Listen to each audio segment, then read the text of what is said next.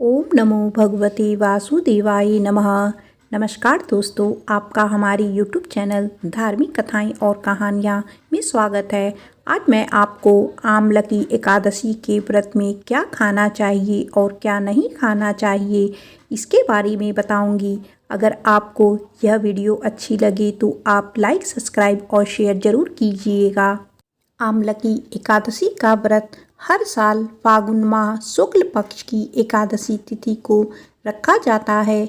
इस दिन भक्त जगत के पालनहार श्री हरि विष्णु और माता लक्ष्मी की पूजा तथा व्रत का पालन करते हैं। अगर आप भी यह व्रत करने जा रहे हैं तो ये जानना बहुत ज़रूरी है कि इस दिन व्रत में क्या खाएं और क्या नहीं खाएं। एकादशी का व्रत हर माह शुक्ल पक्ष और कृष्ण पक्ष की एकादशी तिथि के दिन रखा जाता है। यह दिन भगवान विष्णु की कृपा पाने के लिए सबसे शुभ दिन माना जाता है। मान्यता है कि एकादशी तिथि को श्री हरि विष्णु और धन की देवी माँ लक्ष्मी की पूजा करने से घर परिवार में सुख समृद्धि आती है। व्रत के सभी नियमों का पालन करने से व्रत का पूर्ण फल प्राप्त होता है। आइए जानते हैं कब है आमलकी एकादशी। वैदिक पांचांग के अनुसार आमलकी एकादशी यानी फागुन मास शुक्ल पक्ष की एकादशी तिथि की शुरुआत 9 मार्च को सुबह 7:45 पर होगी। वहीं तिथि का समापन 10 मार्च को सुबह 7:44 पर होगा। उत्तया तिथि के अनुसार इस बार आमलकी एकादशी का व्रत 10 मार्च को रखा जाएगा। आमलकी एकादशी के दिन आंवले से बनी चीज़ें खाना चाहिए। इस दिन आंवले का सेवन करने से व्यक्ति को अक्षय फल की प्राप्ति हो सकती है और स्वास्थ्य संबंधी परेशानियां भी दूर हो सकती हैं। आमलकी एकादशी के दिन कद्दू का सेवन करना चाहिए, इससे सौभाग्य में वृद्धि हो सकती है। आमलकी एकादशी के दिन शकरकंद का सेवन किया जाता है।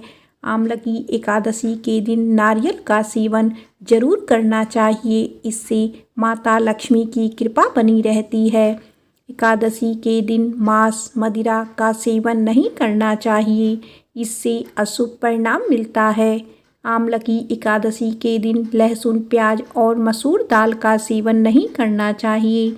आमलकी एकादशी के दिन शलजम, गोभी और पालक नहीं खाना चाहिए, इससे नुकसान हो सकता है। मान्यता है कि आमलकी एकादशी व्रत सैकड़ों तीर्थयात्रियों और यज्ञों के बराबर पुण्य देता है। इस दिन भगवान विष्णु की पूजा करने से पापों का नाश होता है और मोक्ष मिलता है। इससे जीवन के दुख दूर होते हैं और सुख समृद्धि आती है। यह व्रत जीवन में सकारात्मक बदलाव लाता है और साथ ही करियर, कारोबार में आगे बढ़ने के प्रयासों को सफलता मिलती है। आइए जानते हैं आमलकी एकादशी पर किन चीज़ों का सेवन करना चाहिए और किन चीज़ों का भोग भगवान विष्णु को लगाना चाहिए। कंद एकादशी पर एक आदर्श सब्जी मानी जाती है, क्योंकि यह न केवल स्वादिष्ट होती है बल्कि यह सेहत के लिए भी बेहद लाभकारी होती है। इसे सेंधा नमक और घी में हल्का पकाकर तैयार किया जा सकता है। साथ ही शकरकंद को उबालकर या भूनकर भी खाया जा सकता है। इसके अलावा इसे मीठा और पोषक तत्वों से भरपूर माना जाता है। अगर आपने एकादशी का व्रत रखा है तो आप इसका सेवन कर सकते हैं, क्योंकि व्रत के दौरान इसका सेवन करने से शरीर को पर्याप्त ऊर्जा मिलती है। इसके अलावा शकरकंद भगवान विष्णु और माता लक्ष्मी दोनों के लिए प्रिय मानी जाती है और इसीलिए इसे पूजा में अर्पित किया जाता है।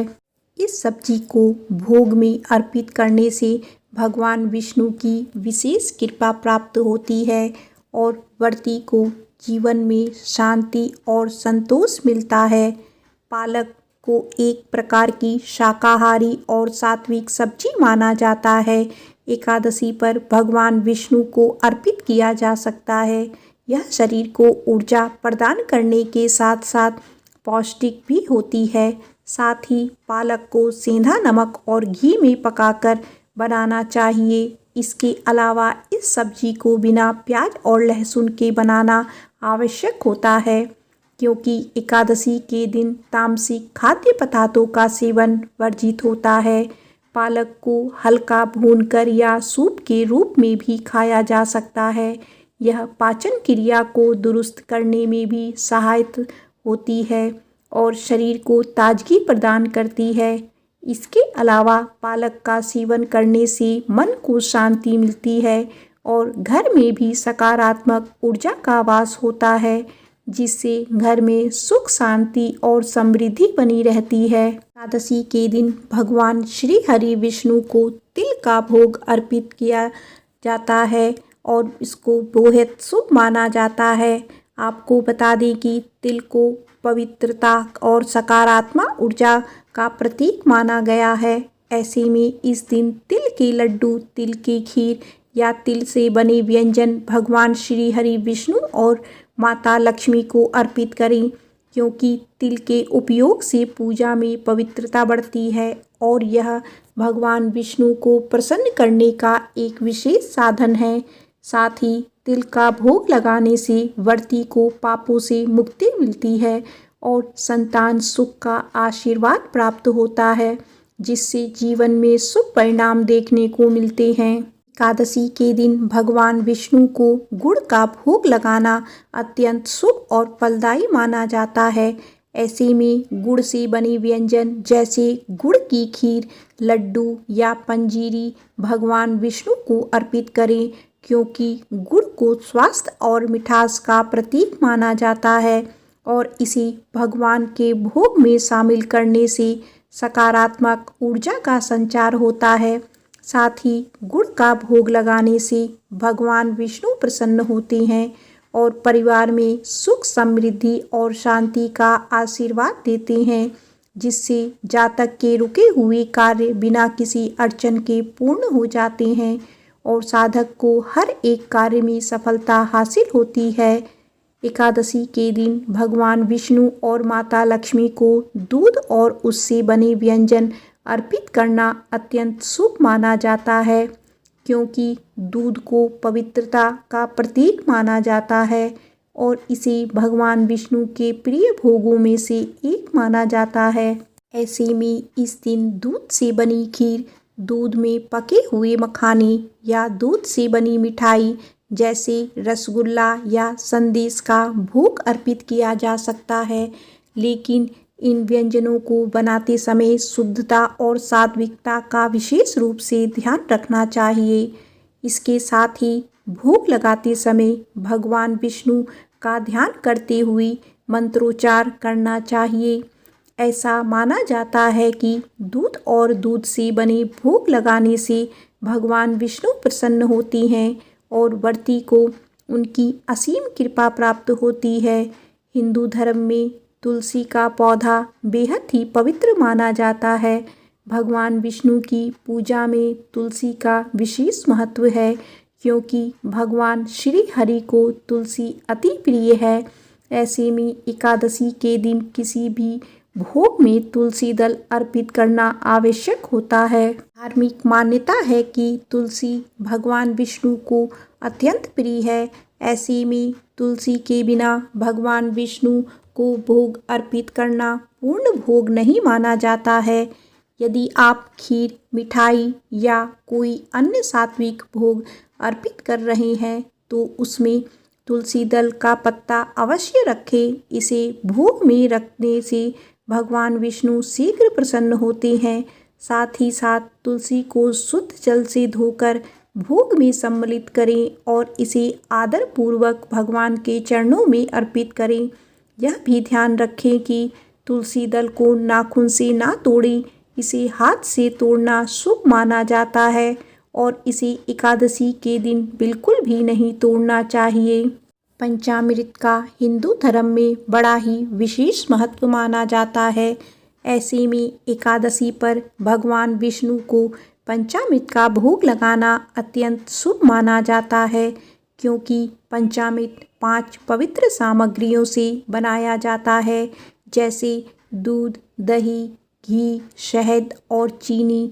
यह मिश्रण शुद्धता और पवित्रता का प्रतीक है। साथ ही पंचामृत तैयार करते समय इन सामग्रियों को शुद्ध बर्तनों में मिलाएं और भगवान के चरणों में अर्पित करें। इसके अलावा भगवान को पंचामृत अर्पित करते समय तुलसी का पत्ता डालना ना भूलें, क्योंकि इससे इसकी पवित्रता और बढ़ जाती है। फिर पंचामृत को पूजा के बाद प्रसाद के रूप में ग्रहण करें और इसे परिवार के सदस्यों के बीच वितरित करें।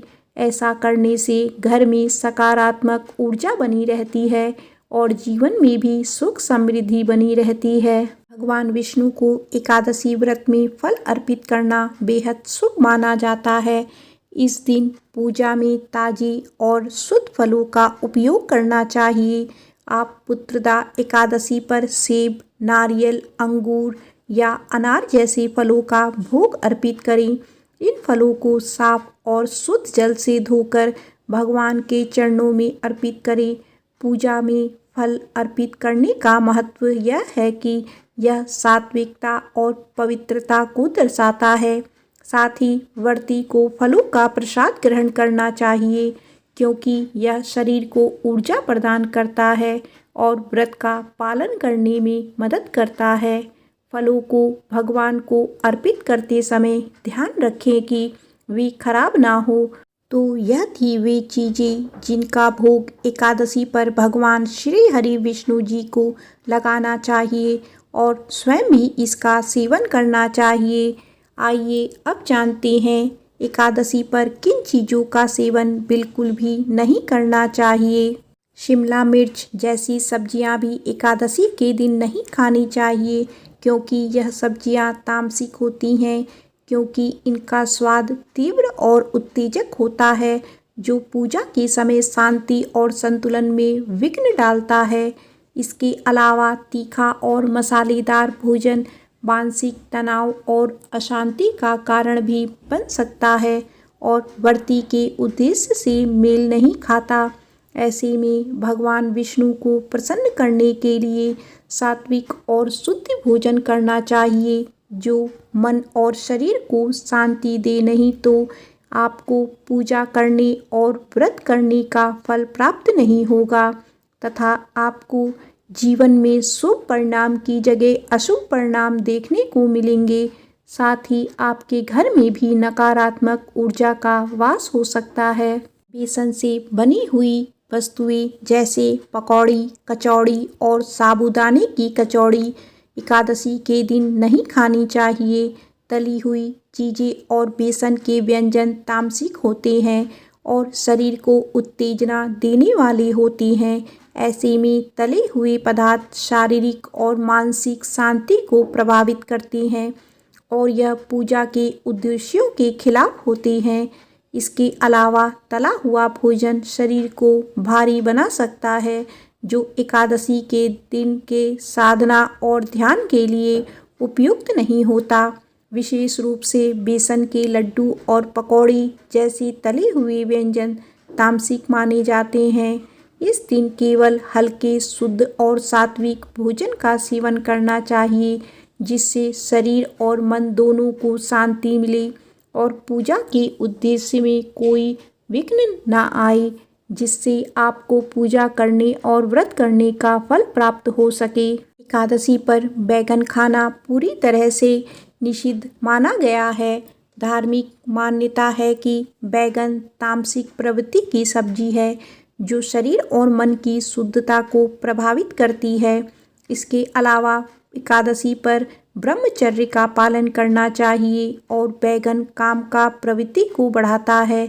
साथ ही बैगन के अंदर सूक्ष्म कीड़े होने की संभावना रहती है, जिससे यह अशुद्ध माना जाता है। साथ ही बैगन का सेवन मन को चंचल बनाता है और एकाग्रता को भंग करता है। ऐसे में अगर आपने व्रत नहीं भी रखा है, तब भी आपको तन मन से शुद्धता बनाए रखनी चाहिए। अगर आप गलती से भी एकादशी पर बैगन का सेवन कर लेती हैं, तो भगवान श्री हरि विष्णु और माता लक्ष्मी के साथ साथ अन्य देवी देवता भी आपसे नाराज हो जाते हैं। केला अपनी करवाहट के लिए माना जाता है और शास्त्रों में कड़वी सब्जियों को तामसिक माना जाता है। साथ ही कड़वी सब्जी शारीरिक असंतुलन का कारण बन सकती है। ऐसे में एकादशी के दौरान सात्विकता को बनाए रखने के लिए करेले की सब्जी से बचना चाहिए। इसके सेवन से मन और शरीर में अशांति उत्पन्न हो सकती है। अगर आप गलती से भी पुत्रदा एकादशी के पवित्र दिन पर करेले का सेवन कर लेते हैं तो आपको जीवन में शुभ परिणाम की जगह अशुभ परिणाम देखने को मिलते हैं। साथ ही आपके जीवन और घर परिवार में नकारात्मक ऊर्जा का वास हो सकता है। एकादशी के दिन प्याज और लहसुन जैसी तामसिक वस्तुओं का सेवन वर्जित माना जाता है। प्याज और लहसुन में तीव्र गंध और तामसिक गुण होते हैं जो मानसिक और आत्मिक शांति को बाधित करते हैं। मान्यता है कि लहसुन और प्याज की उत्पत्ति राहु केतु से हुई थी, इससे इन्हें अशुभ माना जाता है। इसके अलावा यह पदार्थ मांसाहारी भोजन की तरह शरीर में उत्तेजित करने वाले होते हैं और एकादशी के दिन पूजा और व्रत के उद्देश्यों के साथ मेल नहीं खाते। ऐसे में भगवान विष्णु और माता लक्ष्मी को प्रसन्न करने के लिए केवल सात्विक और शुद्ध पदार्थों का सेवन करना चाहिए। तभी आपको भगवान श्री हरि विष्णु और माता लक्ष्मी की असीम कृपा प्राप्त होगी और आपके जीवन में सुख समृद्धि आएगी। प्रेम से बोलो विष्णु भगवान की जय, माता लक्ष्मी की जय।